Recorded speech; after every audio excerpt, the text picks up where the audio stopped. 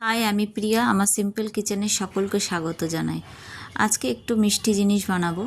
আপনার যদি খুব মিষ্টি খেতে ইচ্ছে হয় তাহলে আপনি এই ব্রেড দিয়ে এটি তৈরি করতে পারেন। ব্রেড নিয়ে নেবেন, 4-5টা যেমন হবে তেমনভাবে নেবেন। যদি বেশি করেন বেশি নেবেন। ব্রেডের সাইডগুলো ভালো করে কেটে নিয়ে এইভাবে নেবেন। আমি যেভাবে কেটে নিয়েছি। এরপরে এলাচ নিয়ে নেবেন, দুধ সামান্য পরিমাণে নেবেন, চিনি নেবেন ও ঘি। এরপরে ব্রেডটাকে ভালো করে দুধ দিয়ে মাখিয়ে নেবেন, যেমন ময়দা মাখে তেমনভাবে ও ঘিটা দিয়ে ভালো করে মাখাবেন, তাহলে একটা ঘিয়ের সেন্ট বেরোবে। এরপরে বলের মতন করে নেবেন, দেখেছেন কত সুন্দর বলের মতন ছোট ছোট করে নেবেন। এরপরে কড়াইয়ের মধ্যে জল দিয়ে এলাচটাকে ফুটতে দেবেন। ফোটা হয়ে গেলে চিনি দিয়ে দেবেন রসের জন্য। এবার চিনিটা যাতে জলের মধ্যে গুলে যায় দেখবেন।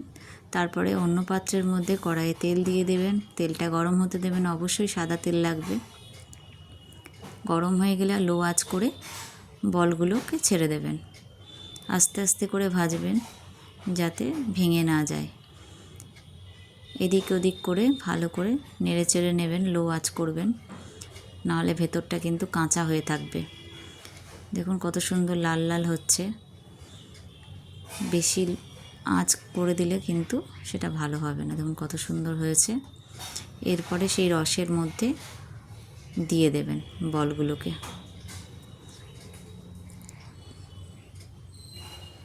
ঠিক ঘরের তৈরি জিনিস, কোনো রকম ভেজাল নেই।